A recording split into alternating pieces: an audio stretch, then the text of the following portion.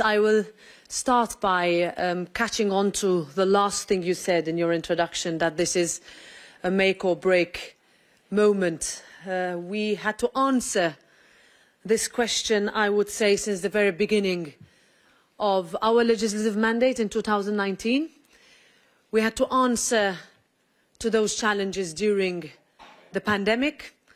We had to answer to those moments at the beginning of the Russian invasion into Ukraine 11 months ago, and we need to continue to answer that at the beginning of this year, 2023, as we work not only on reform, immediate, medium term, longer term, but also on the fact that we need to convince every day that Europe matters, that voting in European elections matters, and choosing your representatives and what is the emergence of that matters. In Ukraine, the brutal fighting and killing still goes on since Russia launched its illegal invasion of sovereign Ukraine. Last week, we learned with sadness of the death in a helicopter crash of Ukraine's Interior Minister, his first deputy and the Ministry State Secretary, along with 13 other victims. As European nations prepare to send more tanks to Ukraine to help it liberate more territory from Russia, these days in the Donbas, bone-chilling explosions are constant and relentless. And relentlessly, Ukraine is fighting for democracy, freedom and justice, and fighting for us too.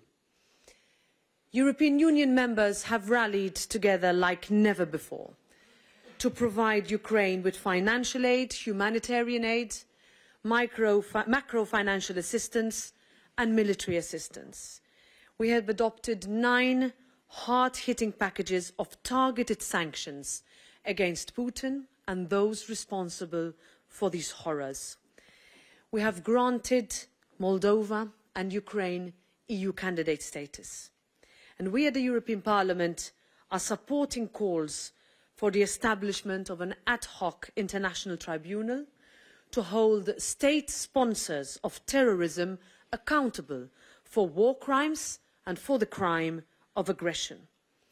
Also, to give the people of Ukraine hope, the European Parliament launched the Generators of Hope campaign. With this campaign, we have secured hundreds of generators from various sizes and power from across European citizens and regions in all European countries. Because 11 months later, Europeans still want to help every day for what their Ukrainian brothers and sisters are going through. The war has also brought on an energy crisis, which in turn not only puts enormous pressure on households, but also is a driver of inflation. And here, European Union members came up with a common EU response, which we can never leave out of our discourse when we look at the work that we do every day, not only what we decide, how we communicate it, and how we message with it in order to deliver the tangible results to our citizens. This includes gas storage regulation, the reduction of gas and electricity consumption, and the announcement of joint purchases of gas, all of which helped to calm the markets and to bring energy prices down. Energy prices and inflation would have been at far worse levels if EU member states and institutions hadn't sat together more frequently in 2022 than ever before in EU history to hammer out our divergences, our realities and find solutions. The Eurobarometer indicates that the vast majority of European citizens are supportive of our actions, even though we are not yet out of the woods. I strongly believe in time we will come out stronger. But this will require a lot of effort from governments, from businesses, from stakeholders, from industry and from European institutions and bodies too. Right now, our #1 priority is Europe's competitiveness. We must ensure the Green Deal and the digital transition continue in earnest. We must return to growth and lower our dependencies. The Next Generation EU and the Recovery and Resilience Facility will help both households and industries recover from what is essentially drastic economic turmoil. What we can also say is that there is still money left in the Next Generation EU. Existing funds which are available. We need to say this, and we need to see how they can and where they can be used.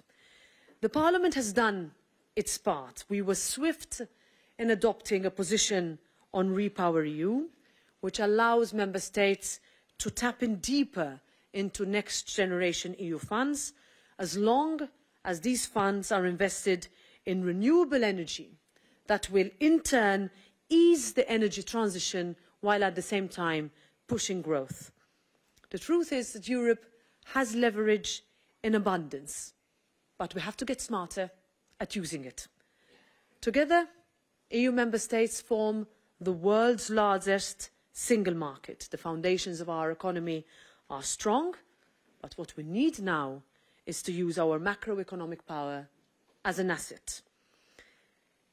European Economic and Social Committee stakeholders are at the forefront of implementing national recovery and resilience plans.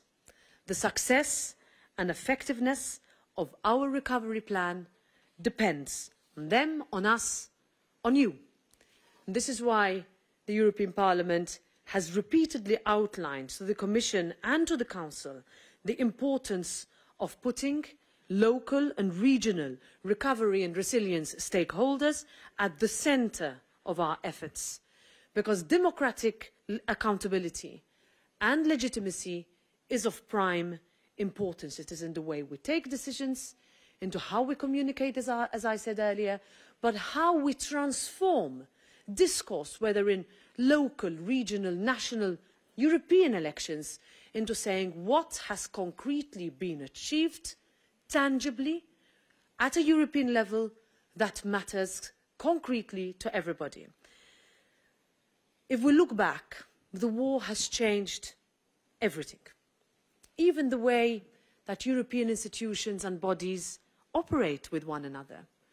So going forward, I think it is imperative that Europeans, in whichever fora we work in, stick together, and that all our governing bodies at all levels work together in a healthy, cooperative spirit.